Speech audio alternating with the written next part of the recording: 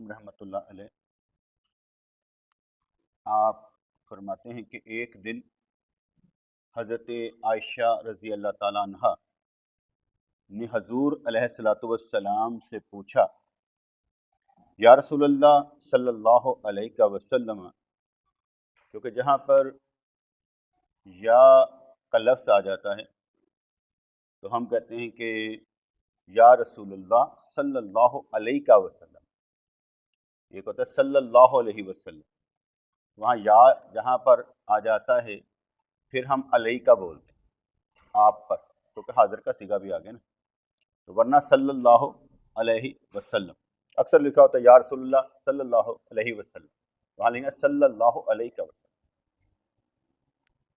तो एक दिन हज़रत आयशा रज़ी अल्लाह ताला अन्हा ने पैगम्बर अलैहिस्सलातु वस्सलाम से पूछा, या रसूलल्लाह सल्लल्लाहु अलैहि वसल्लम, आप मजमा हो या तन्हाई में हो, जहाँ मौका मिलता है नमाज पढ़ लेते, और अदना और नापाक जगह में भी चले जाते हैं।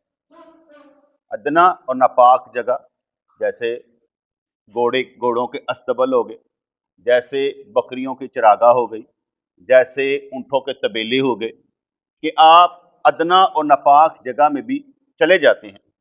हज़ूर अलैहिस्सलातु वस्सलाम ने फरमाया, सारी ज़मीन मेरे लिए सजदा गाह बना दी गई है। लोग चर्चों में इबादत करते हैं, कुछ काफर मंदिरों में इबादत करते हैं, लेकिन हजूर की उम्मत पर यह एहसान है कि कहीं पर भी इबादत कर सकती है। अलबत्ता ये कहा ज़रूर जाता है कि गुसलखाना सामने हो तो उस तरफ रुख करके मुसल्ला ना बिछाएं, जहाँ बकरियाँ पेशाब वगैरह करती हों वहाँ ना बिछाएं, जहाँ ऊँट वगैरह पेशाब करते हो वहाँ ना बिछाएं, यानी नापाक जगह पर ना बिछाएं। हाँ, अगर कहीं पर पेशाब हुआ, ज़मीन में जज़ब हो गया, तो आप उस पर चादर बिछाकर नमाज पढ़ सकते हैं, क्योंकि पेशाब के ऊपर क्या आ गया, चादर। जैसे अब ये कलीन है तो कलीन के नीचे पेशाब हो, ऊपर कलीन हो, नमाज हो जाएगी, क्योंकि आपने कलीन पर सजदा किया, नमाज हो जाएगी। उससे भी बेहतर ये है कि अगर पेशाब नीचे है उसके ऊपर एक कपड़ा बिछाएं और फिर दूसरा कपड़ा उसके ऊपर बिछा लें, दूसरा कपड़ा उस पर बिछा लें। लेकिन ये भी मेरे नज़दीक काफ़ी है। जैसे हम शादियों पर देखते हैं कि, या मरग पर देखते हैं कि जो दरिया हम बाहर से मंगवाते हैं वो इतनी पाक नहीं होती, उन पर हमें नमाज नहीं पढ़नी चाहिए, बल्कि उनके ऊपर अपना कोई कपड़ा बिछाकर नमाज पढ़ लेनी चाहिए।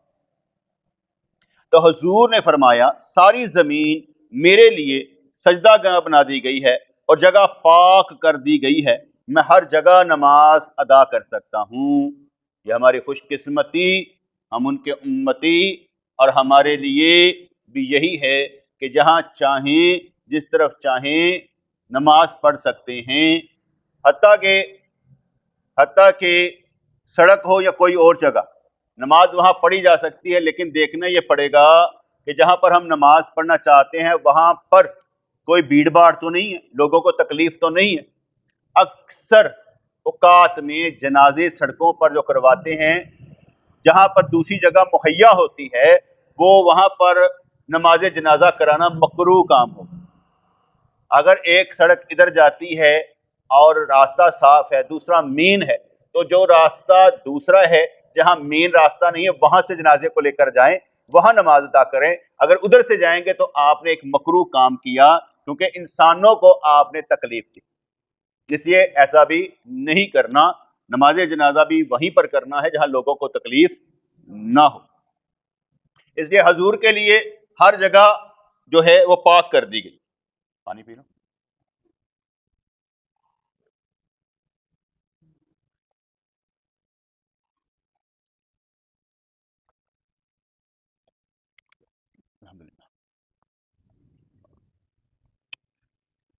तो मैंने एक दफ़ा हाँ में देखा कि मैंने वुज़ू किया है, वो क्या कहते हैं, पानी पिया है मेरे प्रमोशन ने, तो उन्होंने ऐसे करके साफ किया, तो मैं भी उस तरह ही करता हूँ कहीं पर भी हो, तो वैसे आपको बताएं।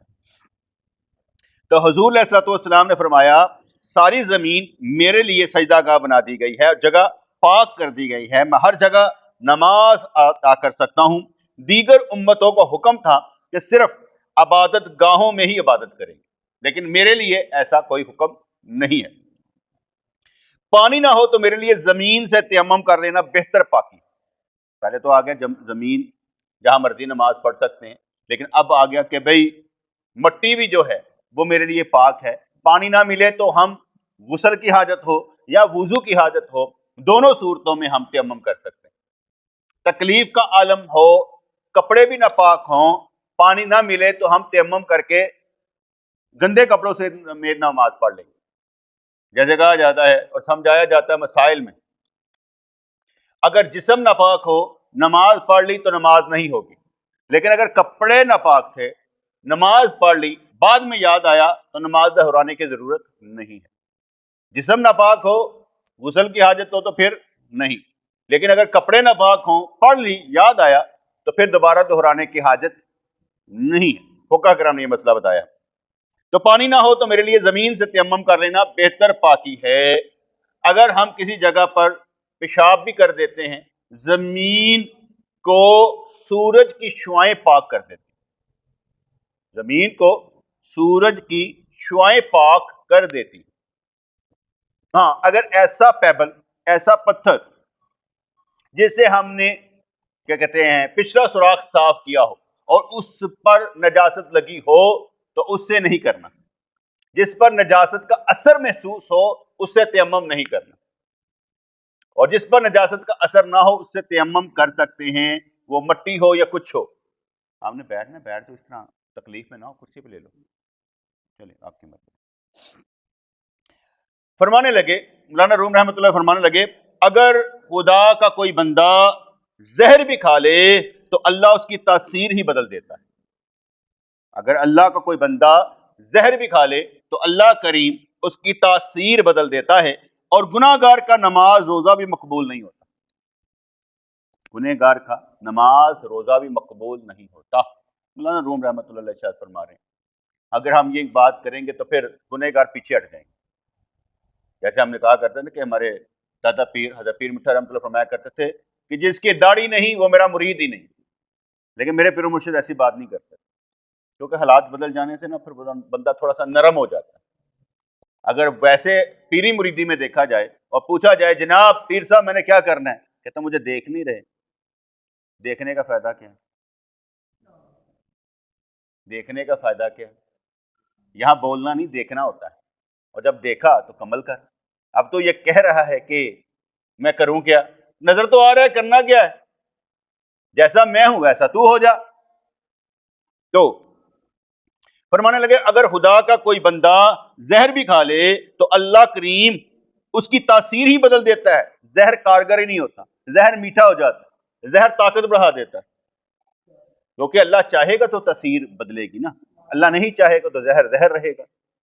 اور گنہ گار کا نماز روزہ بھی مقبول نہیں ہوتا، کیونکہ یہ بھی کہا جاتا ہے قرآن پاک کی روح سے اللہ کریم پرہیزگاروں کے اعمال قبول فرماتا ہے۔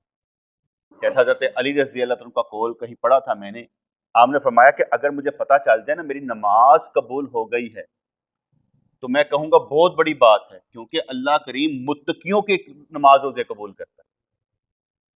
تو بات سمجھ گئی نا؟ اب اس جو انہوں نے بات کی ہے نا اس کے پیچھے کون سی بات آ گئی؟ قرآن، کہ اللہ کریم متقیوں کے اعمال قبول کرتا ہے۔ وہ اس لیے کہا جاتا ہے کہ اگر تم لوگوں نے کھانا بھی کھلانا ہے تو نیک لوگوں کو کھانا کھلاؤ، یہ چرسیوں پنگیوں کو جا کر مزاروں پر نہ کھلاؤ، جو فقیر ہیں بے نمازی ان کو کھانا نہ کھلاؤ۔ جب آپ کھانا نمازیوں کو کھلائیں گے تو نمازی بڑھیں گے، اگر آپ اپنا کھانا فقیروں کو کھلائیں گے، بھکاریوں کو کھلائیں گے تو بھکاری بڑھیں گے۔ یہ آپ کی مرضی ہے کہ آپ کس کو بڑھا رہے ہیں۔ اللہ تعالیٰ اپنی مخلوق پر اپنا پرتو ڈال دیتا ہے، ورنہ ابابیل پرندہ ہاتھیوں کو کیسے کچل دیتا۔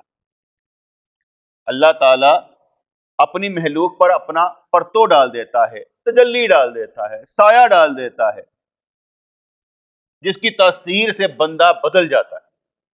اگر ایسا نہیں تو ابابیلیں کیا ہاتھیوں کو تباہ کر سکتی ہیں؟ وہ چھوٹے سے پتھر میں کیا تاثیر ہوگی جو ایسے اوپر سے گرا اور ہاتھی کے اندر سے گزر کر زمین کے اندر گم ہو گیا۔ وہ کیا تاثیر ہوگی اس ایٹم بم میں کہ اوپر سے گرا تو یوں. وہ ایسے سمجھ لینا کہ آپ کی تاثیر ہے کہ آپ سبحان اللہ کہیں جنت میں درخت لگ جاتا ہے. وہ پیبل تو گرا، آپ کتنے شاندار ہے کہ آپ کی بات سے جنت میں درخت لگ جاتا ہے. بڑوں سے ہمسری کا دعویٰ کرنا، بڑوں کی برابری کرنا، بڑوں سے ہمسری کے دعویٰ کرنا اور جگڑنا ہلاکت کا باعث بن جاتا ہے. کہتے کہ حضرت بایزید بستامی رحمۃ اللہ علیہ، آپ جب تھک گئے تو آپ نے پاؤں سیدھے کر لیے، دونوں پاؤں سیدھے کر لیے، ایسے کر لیے. ایک بندے نے ان کو دیکھا اور ان کی نقل کی اور پاؤں اپنے سیدھے کر لیے، رخ ان کی طرف ہو گئے. آپ نے اپنے پاؤں سمیٹ لی. جب وہ سمیٹنے لگا تو اس نے سمیٹے ہی نہ جائے، کیونکہ اس نے بے ادبی ایسے کی تھی، اللہ نے اس کے پاؤں ہی سیدھے کر دیے. اسی طریقے سے ایک بات پڑھی میں نے تصوف کی کتابوں میں نے پڑھی کہ حضرت بائی بستامی رحمۃ اللہ کی شان میں کسی نے گستاخی کی تو آپ نے دوستوں کہا اسے تھپڑ مارو، اسے تھپڑ مارو. نہیں مارا، وہ مر گیا. آپ نے فرمایا میں اس لیے کہا تھپڑ مارو تاکہ ہم بدلہ لے لیں، ورنہ اللہ کریم نے بدلہ لیا. تو اللہ کریم جب بدلہ لیتا ہے پھر اور طرح سے لیتا. تو میں چاہتا تھا کہ یہ بچ جائے، پر تم لوگوں نے دیر کر دی، اس کو تھپڑ مار دی. اس لیے بڑوں سے ہمسری کا دعویٰ نہیں کرنا اور ان سے جھگڑنا ہلاکت کا باعث بن جاتا ہے. چوہے کی اونٹ سے کوئی مناسبت نہیں، چوہے کی اونٹ سے کوئی مناسبت نہیں. انسان میں صلاحیت نہ ہو تو پیدا کرنے کی کوشش کرو، یہ بالکل ٹھیک ہے. صلاحیت نہ بھی ہو، جیسے کہتا ہے رونا نہ آتا اور رونے والی شکل بناؤ، صلاحیت نہ بھی ہو تو پیدا کرنے کی کوشش کرو. اگر کشتی بانی کی صلاحیت نہیں ہے، کشتی چلانی نہیں آتی، تو کشتی کنارے کنارے لے جانی چاہیے. تھوڑا تھوڑا کر کے بندہ کچھ نہ کچھ سیکھ جاتا ہے. جس طرف توجہ آپ کریں گے کچھ نہ کچھ گین کر لیں. رخ اگر سیدھا ہو جائے تو پھر سیدھا رخ صراط مستقیم کا باعث بن جاتا ہے. پہلے تجارت کا فن سیکھ پھر دکان کر. آزادانہ زندگی بسر کرنے کی ہمت نہ ہو تو غلام بن کر رہنا چاہیے. آزادانہ زندگی بسر کرنے کی ہمت نہ ہو تو غلام بن کر رہنا چاہیے. جب تک کمال حاصل نہ ہو کسی شیخ کے تابع رہو، اس کی بات کو مانا جائے، کیونکہ وہ ماننا تیرے لیے کمال کا باعث ہوگا، تیرے اندر کمال پیدا کر دے گا. انسان بزرگوں سے ہمسری تکبر کی وجہ سے کرتا ہے، اور اس قسم کی برائیاں نفس کے تقاضے سے پیدا ہوتی ہیں. جب انسان برائیوں کو بار بار کرتا ہے تو نفس کی اس خواہش میں جماؤ پیدا ہو جاتا ہے. یعنی بار بار کرنے سے کیا ہوتا ہے، وہ ایک عادت بن جاتی ہے، مسلسل روگ بن جاتا ہے. اور اگر کوئی برائی سے روکے تو اس پر غصہ آتا ہے. جیسے اکثر کہا جائے نا، کسی کو بار بار کہا جائے نا داڑھی رکھ، اور داڑھی رکھ، وہ غصے کر جاتا ہے. اور اگر کہا جائے یہ جو داڑھی نہیں رکھتے تو اٹھ کے کہنا تو میں نے کہیں نہ رہنا ہر دفعہ، حالانکہ اس کو نہیں کہا، ویسے سیدھی بات کی، لیکن وہ لڑنے لگ پڑتا ہے. میں نے کہا نا او کمینے، تو سارے نے سوچنا سانو کیا تھا. کسی نے یہ نہیں سوچنا کہ یار میں کمینہ نہیں ہوں، لیکن اس نے سوچنے لگ پڑا گل مینوں ہی لائی سو. یہ ہمارے ایک نا کیا کہتے ہیں بے وقوفی ہے ہمارے اندر کی، کہ ہم لوگ آواز سنتے ہیں تو یہ نہیں سمجھتے ہم نہیں ہیں، ہم سمجھتے ہیں ہم ہی ہیں، ہمیں ہی کہا گیا. کیونکہ ہمارے اندر چور ہوتا ہے نا، تو وہ چور یہ کہتا ہے.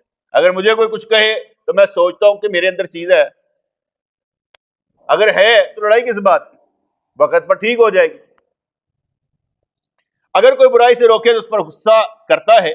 شیطان کو سرداری کی عادت پڑ گئی تھی، شیطان کو سرداری کی عادت پڑ گئی تھی، اس لیے حضرت آدم علیہ السلام کو سجدہ نہیں کیا. اس لیے جو بندہ جھکنا نہیں نہ جانتا، اکثر لوگ بڑے پڑھے لکھے نہیں نہ ہوتے، جو کام سیکھ لیتے ہیں نا تو چاہے امیر ہو جائیں لیکن ان کے اندر اخلاقیات نہیں ہوتی. جو پڑھا لکھا بندہ نوکری کرنے والا ہوتا ہے، یس سر، جی سر، جی سر، جی سر، سر ہو گیا سر، سر گل کوئی نہیں سر، اس کو یہ کرنا آتا ہے. جڑا دوسرا ہوتا ہے نا وہ کہتا چل جا کر لیں گے، اسے بولنا نہیں آتا. میری یاد ہے کہ میری خالہ فوت ہو گئی تو وہاں پر جو میرے خالہ کے بیٹے تھے وہ تھے مصری شاہ کے، ادھر ادھر کے، مطلب کہ جو ہوتا ہے نا لوہے والے کاروبار والے، وہ لوگ تھے. اور جو ان کے چاہنے والے آئے افسوس کرنے، کیا یار بڑا افسوس ہوا. بس انہوں کرن سلام تے جا کے ساڈے کول ہوئی. میرے بہنوئی آئے پڑھے لکھے تھے, وہ آئے انہوں نے سب سے السلام علیکم السلام علیکم یار بہت افسوس ہوا. انہوں نے اس طریقے سے بات کی, میں مسکرایا, میں کہا پڑھے لکھے اور ان پڑھ میں فرق ہوتا ہے. پڑھا لکھا جو ہوتا ہے وہ سمجھتا ہے کہ یار میں ذرا تمیز سے بات کرنی ہے تاکہ جو ساتھ کھڑے ہیں نا تو ان کو بھی سلام ہو جائے گا, پانچ کیا حال ہے طبیعت ٹھیک. لیکن جو ان پڑھ ہوتا ہے اسے کوئی نہیں ہوتا, کہتے مینو سمجھو نا. اس لیے جو تکبر والے لوگ ہوتے ہیں وہ جب کسی کے پاس جاتے ہیں تو صرف اپنے مطلب کے بندے کو سلام کرتے ہیں, دوسروں کو سلام کرنا حد تک سمجھتے ہیں کہ اگر دوسروں کو سلام کرتے تو تمہاری بےزتی ہے, اس لیے صرف اس کو سلام کرتے ہیں جو ان کے مطلب کا ہوتا ہے, دوسروں کو سلام نہیں کرتے. آپ نے دیکھا ہوگا کہ جن لوگوں کو پیروں نے صاحبزادے بنانا ہو, یہ ہمارا صاحبزادہ ہے, ان کے ہاتھ لوگ بچپن سے ہی چومنا شروع کر دیتے ہیں. وہ سلام نہیں کرنے کے روادار ہوتے کسی کو, لیکن لوگ ان کے ہاتھ چومتے ہیں, کہتے بس ٹھیک ہے صاحبزادہ صاحب ہے جی صاحبزادہ صاحب. وہ صاحبزادہ صاحب کہہ کے بنایا جاتا ہے تاکہ بعد میں اس نے آنا ہماری گدی پر, تم نے غلام رہنا ہے. تو اس لیے ہاتھ چومنا کتنا ضروری نہیں تھا, لیکن یہ ایک ہمارے جہالت ہے, پیری مریدی سے ناواقفیت ہے, بے وقوفی ہے ہماری. تو کہتے کہ شیطان کو سرداری کی عادت پڑ گئی تھی, اس لیے حضرت آدم علیہ السلام کو سجدہ نہ کیا. حب جا نفس کا بہت بڑا رذیلہ ہے, رذائل ہلاک میں سے ہے.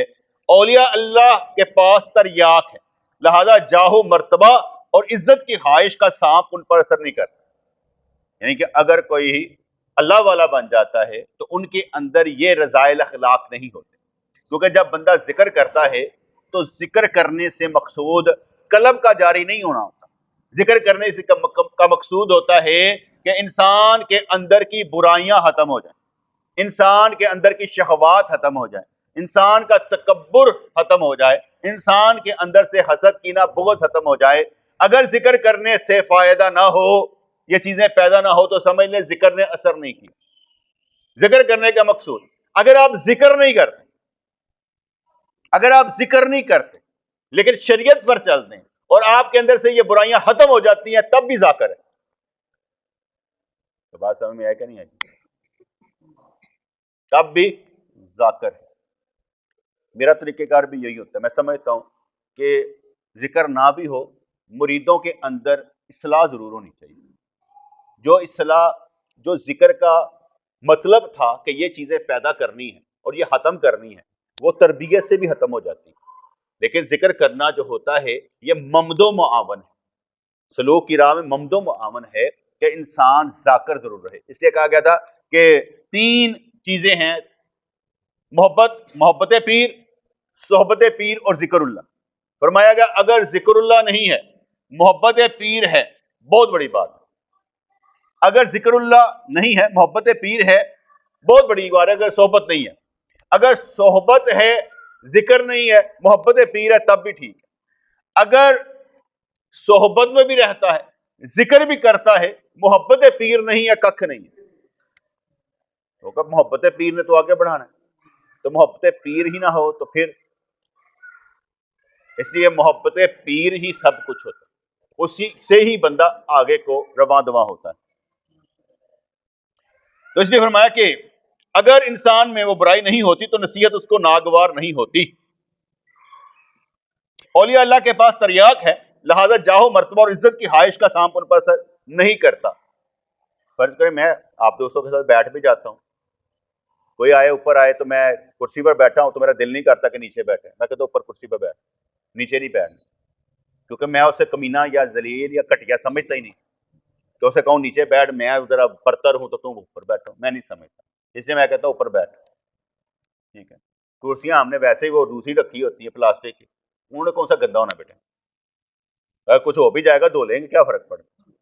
یہ کون سی ایسی بات ہوتی کہ بندہ کہے کہ یار نہیں. میں اس لیے وہ چیزیں رکھنے کی کوشش کرتا ہوں جس میں نقصان ہی نہ ہو, ٹوٹ پھوٹ بھی جائیں تو پتہ نہ لگے یار کوئی مسئلہ تھا.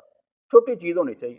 جیسے کہا جاتا ہے کسی حدیث پاک کا مفہوم ہے کہ جس گھر میں مٹی کے برتن ہوتے ہیں فرشتے اس کی زیارت کرنے آتے ہیں, کیونکہ جلد ٹوٹ جاتے ہیں, آسانی سے لے لیے جاتے ہیں. اور آج کل تو وہ صدیوں والا کام ہے نا ہمارا, اب آج کل صدیوں والا کام. اس لیے کہا جاتا ہے کہ پہلے کچے مکان ہوا کرتے تھے, مکانوں کی ضرورت نہیں ہوتی تھی. اب کیونکہ حالات اور ہیں جس کی وجہ سے فتویٰ دیا گیا تھا جیسے مکان تم سجاتے ہو ایسے مسجدوں کو بھی تو سجاؤ نا، ورنہ مسجدوں کو بھی سجانے کا رجحان نہیں تھا کہ بڑے بڑے گنبد بنائے جائیں یا مینار بنائے جائیں، یہ رجحان نہیں تھا. لیکن جب لوگوں نے مکان اچھے اچھے بنانے شروع کر دیے تو کہا کہ مسجد کو بھی عزت دینی چاہیے، اس لیے مسجدیں بھی اچھی اس وقت ہی بننی شروع ہوئی. تو اس نے کہا کہ اولیاء اللہ کے پاس تریاق ہے، لہذا جاہو مرتبہ اور عزت کی خواہش کا سانپ ان پر اثر نہیں کرتا.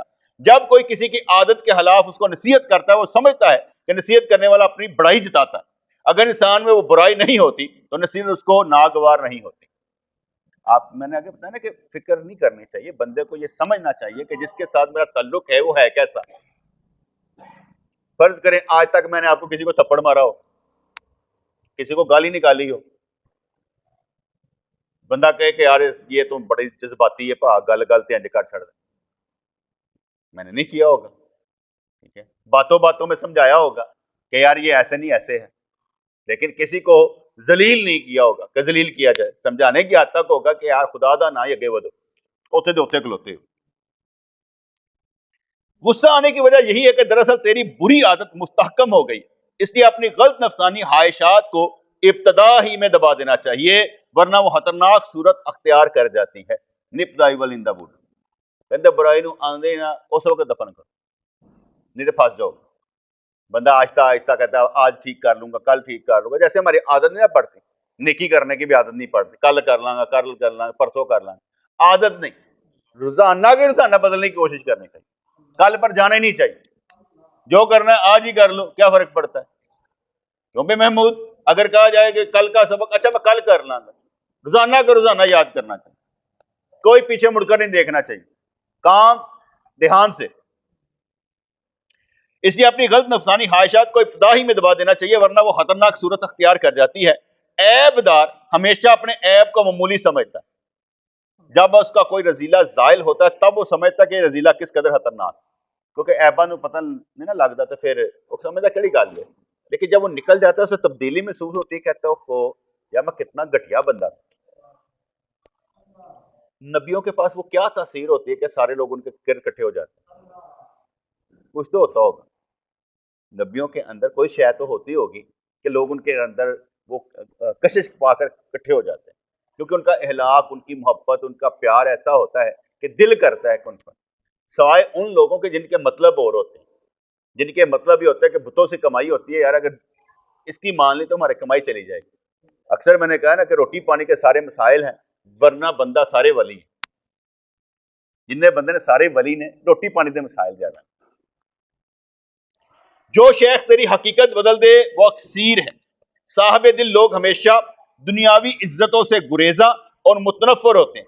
یعنی اللہ والے جو ہوتے ہیں وہ ظاہری چیزوں سے بے نیاز کہ کوئی عزت دے ہمیں، ہم نے عزت دینی ہے، کوئی ہمیں عزت کیا دے، ہم نے عزت دینی ہے کسی کو تاکہ وہ دین پر چلے.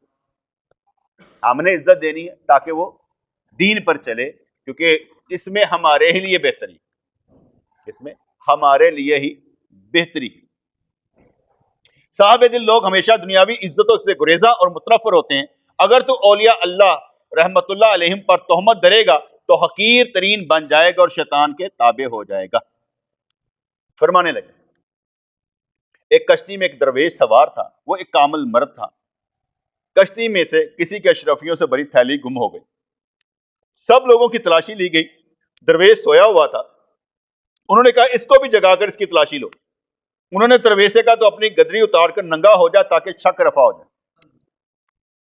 درویش نے خدا سے التجا کی کہ ان کمینوں نے تیرے غلام پر اتہام لگایا ہے. اس نے دعا کی یا غیاسی عند کل قربا یا معاذی عند کل شدہ یا مجیب عند کل دعوی یا ملازی عند کل محنہ. اے ہر مصیبت میں فریاد رس، اے ہر مصیبت میں میری پناہ، اے ہر پکارنے والے کا جواب دینے والے، اے ہر مشقت میں میرے ملجا ماوا. فقیر کے دل سے آہ کیا نکلی کہ دریا میں چاروں طرف سے مچھلیاں نمودار ہوئیں.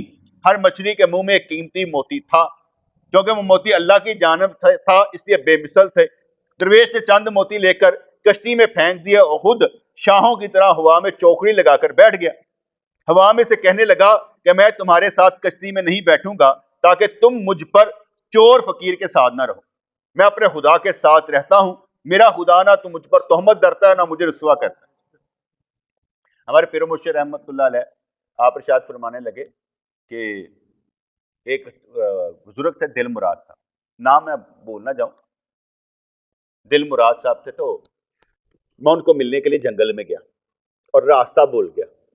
جب راستہ بھول گیا تو میں نے دیکھا کہ ایک درویش آ رہا ہے، اور میں نے نور بصیرت سے جان لیا کہ یہی ہیں دل مراد صاحب۔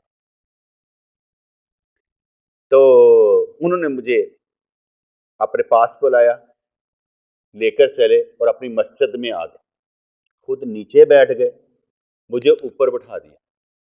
میں نے گلا شکوہ کیا، وہ کہنے نہیں تمہارا ہی کام ہے، تم ہمارے مہمان ہو۔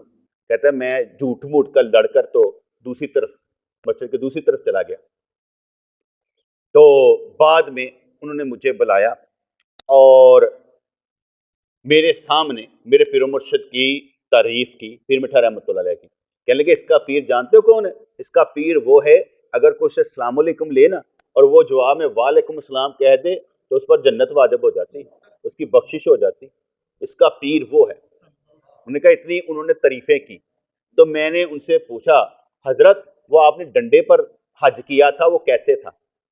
آپ فرمانے لگے کہ میرے پاس پیسے نہیں تھے، وہ دل مراد صاحب کہنے لگے میرے پاس پیسے نہیں تھے اور میں کیا کہتے ہیں کراچی آ گیا، اور وہاں سے شپ جاتے تھے، جب پہلے نہیں پانی ہے شپ میں جاتے تھے، بحری جہاز میں جاتا تھا۔ مجھ سے انگریز نے پوچھا پیسے، میں نے کہا لا پیسے کوئی نہیں ہے۔ اچھا پیسے نہیں ہے، پاسپورٹ تو اس وقت ہوتا ہی نہیں تھا، پیسے نہیں ہے تو آپ کو کیسے لے کر جائیں؟ کہنے لگے کہ وہ جو تھا نا انگریز وہ نہیں مانا۔ کہتا میں وہی پڑا رہا، اور جب جہاز چلنے کا وقت ہوا اور میری نظروں کے سامنے سے جہاز چلنے لگ پڑا تو مجھے جوش آ گیا۔ جو میں نے ڈنڈا پکڑا ہوا تھا میں نے اسے سمندر میں پھینکا اور چھلانگ لگا کر اس پر بیٹھ گیا اور ڈنڈا چل پڑا،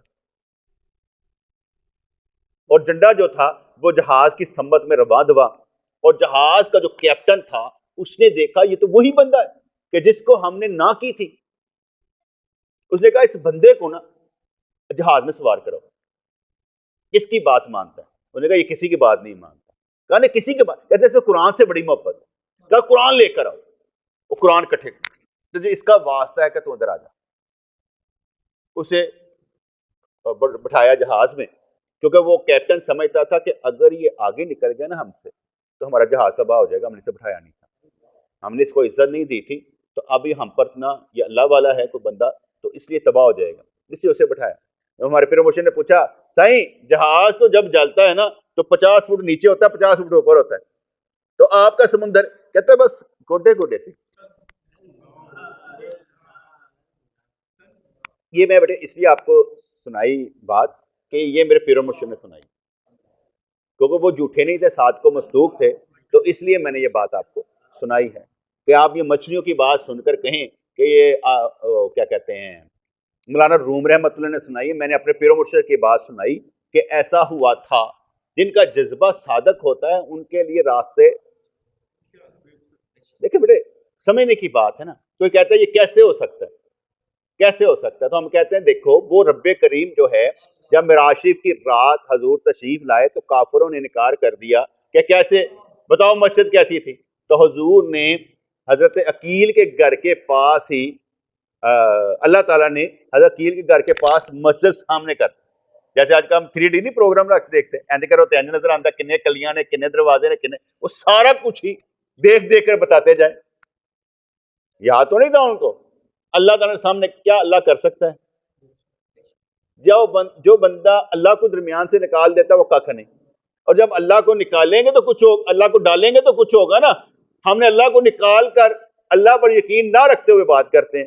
اب لوگ کہتے ہیں اب کیوں نہیں کرامتیں ہوتی؟ ضرورت نہیں ہے بیٹے، اب تو کمپیوٹر آپ کو خود بتائے گا کیسا ہوتا ہے کہ نہیں ہوتا۔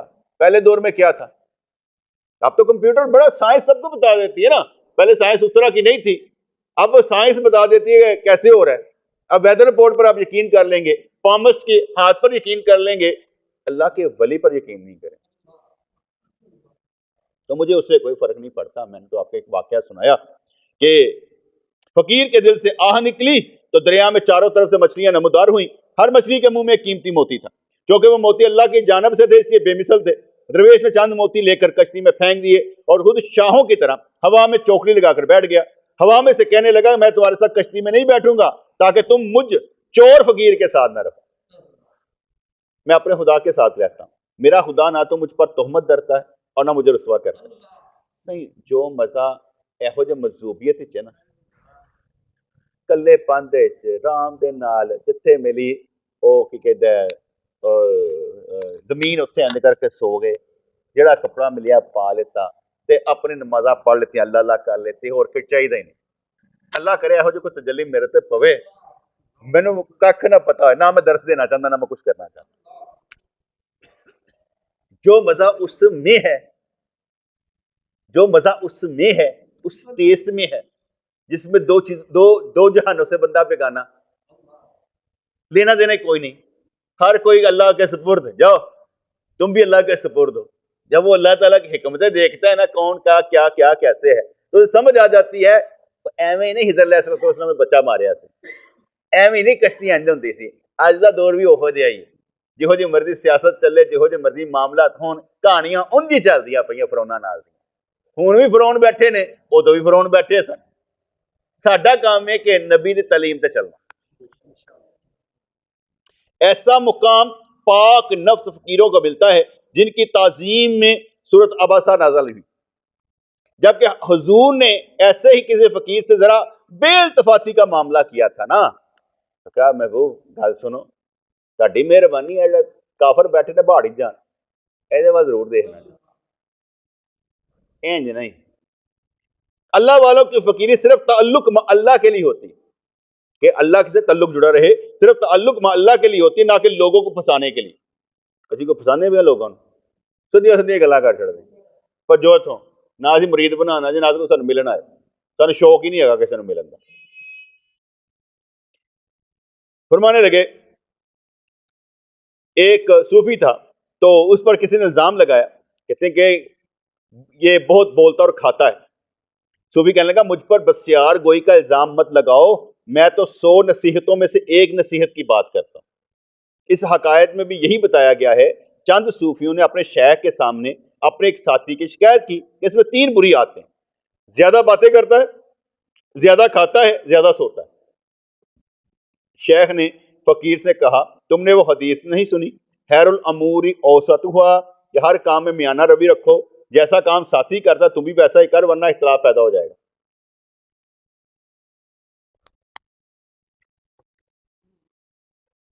یہ ویسے انہوں نے بات سمجھائی ہے. میں نے آگے بتایا نا، ایک مزدور 8 فٹ دیوار بنائے، ایک سارے جو ہیں وہ 5 فٹ بنائے، تو 1 فٹ والا 8 فٹ والا اچھا کہ 5 والا؟ 5 والا.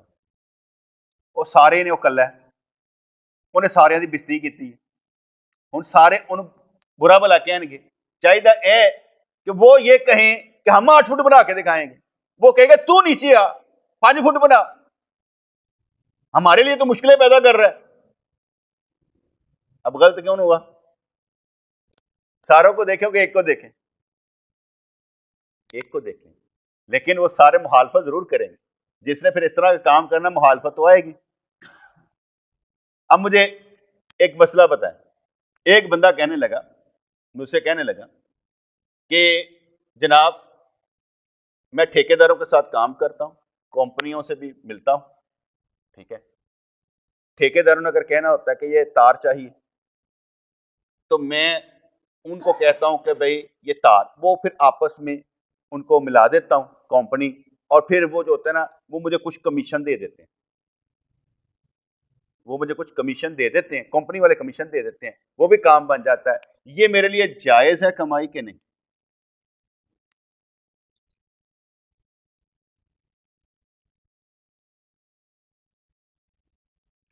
سوال کیا ہے.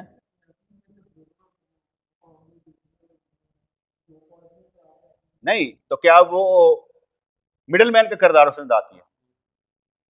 مڈل مین کا کردار وہ ہے کہ دونوں کے ساتھ وہ مڈل مین ہو، دونوں نے سے تصور کیا وہ مڈل مین ہے. ایک نے تو کہا ہے کہ بھائی ہم نے یہ تار لینی، ٹھیک ہے، اب اس نے کہا کہ بھائی ٹھیک ہے، کمپنیوں کو کر دیا کہ یہ کمپنی ہے جی، انہیں تار دے دی، تار اچھی بھی ہوگی، میں نہیں یہ کہتا، لیکن وہ مڈل مین کا کردار نہیں ادا کر رہا۔ اب انہوں نے اسے دے دیا کہ بھائی اسی کوئی بھی ہماری چیز بکوائے ہم اسے اتنی پرسنٹیج دیتے ہیں، وہ لے لیتے ہیں، کیونکہ انہوں نے تو اپنا نکال کر کچھ نہ کچھ اسے دے دیا تاکہ ہمارا گاہک بنے، تو ایک گاہک گھیر کے لے آئے گا۔ اب وہ جو اس نے لیا ہے، اگر ان کو پتا چلے، جن کو تار بکوائی ہے ان کو پتا چلے کہ بھئی یہ کسی نے تار بکوائی ہے اور اس نے ہمیں پیسے نہیں دیا، ان سے پیسے لیے ہیں، کیا وہ گلا کریں گے؟ کریں گے۔ تو پھر یہ جائز ہے کہ ناجائز ہے دیہڑی لانا؟ یہ مجھے کسی نے پوچھا تھا، میں کہ یار تو مڈل مین نہیں ہے، تو بروکر بھی نہیں ہے، تیرے سامنے کام ہوگا کہ تینوں پتا ہے کہ تو اپنے کنٹیکٹ استعمال کیتے ہیں۔ میں کہ میں رضوان نے کیا صحیح میں مکان کو آنا چاہنا، میں کہا ٹھیک ہے، انہوں نے کہا تھا میں اپنے کسی دوست کو کہا لے لے، یہ کو میں دیہڑی لے لی، ان تو پتا نہیں تھا، ٹھیک ہے۔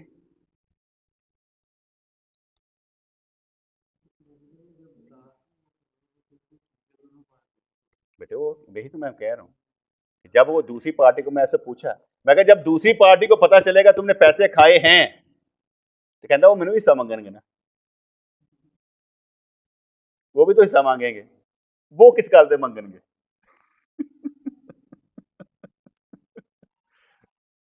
سارے چور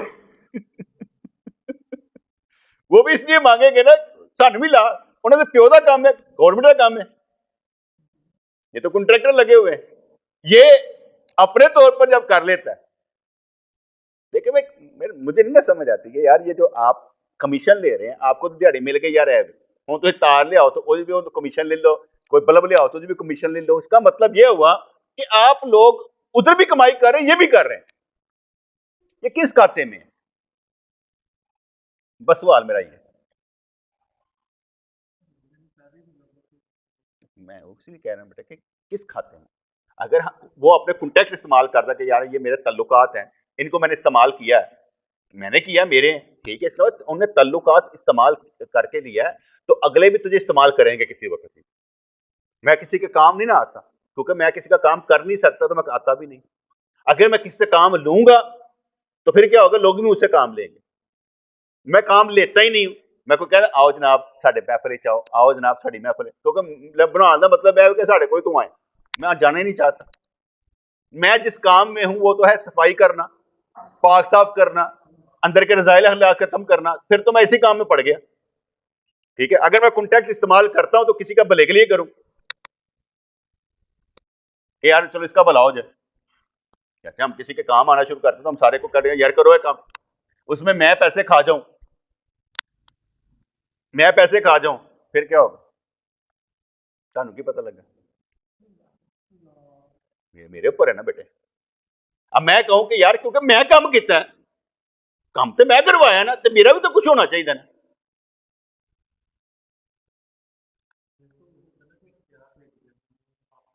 نہیں بیٹے وہ نہیں بات سمجھیں، وہ اختیار کی بات ہو رہا ہے، وہ میں سمجھتا ہوں، لیکن میں ایک بات سمجھا رہا ہوں کہ میں نے سب کو استعمال کیا، وہ اختیار میں اس طرح استعمال کر لیتا ہوں کہ مجھے معلوم ہوتا ہے کہ یار یہ پیسہ زائد بچ گیا اب کہاں لگانا ہے، وہ میرا اختیار ہے، اس کا مسئلہ نہیں ہے مجھے، وہ مجھے معلوم ہوتا ہے، وہ تو ایسے میں پیر ہوں نا، میں کوئی کنٹریکٹر تھوڑی ہوں، لیکن میں اس میں جو سارے بھی ہوتے ہوں گے نا ان کو معلوم ہوگا کہ اس نے غلط نہیں کیا، ٹھیک ہے نا، کیونکہ کسی کا اتنا بڑا نقصان ہم کر نہیں سکتے، بھرنا پڑ جاتا ہے، ورنہ میں تو آگے کہتا ہوں کہ ادھر کا مال ادھر کا مال میں لگا دیتا ہوں، مجھے معلوم ہوتا ہے کہ اس وقت ضرورت کیا ہے، میں کر لیتا ہوتا ہوں، لیکن جہاں پر مجھے معلوم ہے، فرض پر ہم نے کوئی بھی کیا یار اس کو زمین لے کر دینی ہے، اس کو بنا کر دینا ہے، تو ہم نے اس کو جسٹ کیا، ہو گیا، اس کے بعد ہمارے پاس پیسے بچے، ہم نے کہا یہ بھی لے لیتے ہیں، انوائنٹ کر لینا، یعنی ہم اس کو کر لیتے ہیں، جب ختم ہو جائے کہ یار یہ ایک نیا ٹارگٹ مل رہا ہے اس کو دے دیتے ہیں۔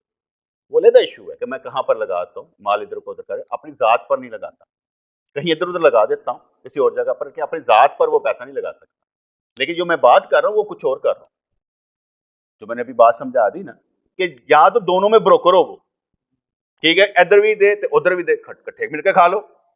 جی تھی کھانے پہ ہو وہ دے پہ تین کس کھاتے وہ ایسے مر دے پہ تو بندہ گھیر کے لیا ہے سارا مال مکوائے وہ کر رہے ہیں, اس لیے وہ کہہ رہے ٹھیک ہے بھائی آ گیا. اب ان کو بھی معلوم ہوگا کھانا ہوئے گا, لیکن کہیں گے سانو کیسے بھی تو کھانے پہ. ویسے میں نے آپ سے مسئلہ پوچھا تھا جائز ہے, یہ جائز ہے. کوشش یہ کرنی چاہیے کسی کا بھلا کرتے ہوئے چاہے وہ گورنمنٹ ہی کیوں نہ ہو کہ ایسا نہ کیا جائے. اپنے آپ کو اپنے تھوڑے سے محدود رکھیں گے نہیں تو عادت پڑ جائے گی. میں دفتر میں کوئی کام کرتا تھا نا تو میں گھر سے لیپ ٹاپ لے جاتا تھا تاکہ ہمارا احسان ہو گورنمنٹ پر کہ یار ہم نے کچھ کیا تھا. نمبر 2, اگر کوئی کام وہاں پر ہوتا تھا کوئی فوٹو اسٹیٹ کرانے کا, کوئی بائنڈنگ کروانے کا, میں اپنے پلے سے کروا دیتا تھا. یار ہم یہاں پر کوئی حبی نبی کر جاتے ہیں, کوئی لیٹ دیر سویر ہو جاتی ہے, کیا فرق پڑتا ہے. ہم یہ کہیں کہ ہم نے کھانے کے لیے رکھا ہوا ہے, لیکن آفیسرز ہمیں کہتے تھے کہ یار پیسے لے لیا کرو, ریمبرسمنٹ لے لیا کرو. کہ صحیح نہیں چاہیے, 500,000 سے مجھے کوئی فرق نہیں پڑتا کہ میں یہ لوں, مجھے کوئی ضرورت نہیں. اس لیے میں کوشش کرتا تھا کہ کئی چیزیں ختم ہو جاتی تھی, میں کاغذ بھی اپنے منگوا لیتا تھا, ریم بھی اپنا منگوا لیتا تھا. میں کیا فرق پڑتا 400-500. یہ میرا اپنا ایک طور طریقہ ہے, کیونکہ میں سمجھتا تھا کہ یار ہم لوگ جو ہے نا ہمیں اپنی جو جیسے ہم کہتے ہیں یہ ہمارا مٹرنل ہوم ہے, ہمارا ماں کا گھر ہے یار ہے ذرا, ٹھیک ہے. تو ہم یہاں پر اگر صرف کھانے کے لیے آئے ہیں, لگانے کے لیے نہیں آئے, اس کا مطلب ہے کہ ایسے کہتے ہیں نچوڑ لو. لوگ ایسے ہی کرتے تھے, لیکن میری کوشش تھی کہ نہ کیا جائے. جیسے میں اب بھی دین کا کام کرتے ہوئے پیسے نہیں لیتا, کیونکہ عادت پڑ جائے نا تو پھر بندہ ہر جگہ جانا جیب کی. ہاں ایک غلط عادت میرے اندر ہے, وہ کوئی چیز لے کے بھی آئے گا, میں کہا ادھر لایا, اپنے گھر کی چیز لے کے آیا ادھر لایا, اس کا مطلب ہوتا ہے کہ جو لے آئے مجھے ابھی دکھاؤ, ابھی بانٹ دیتے ہیں.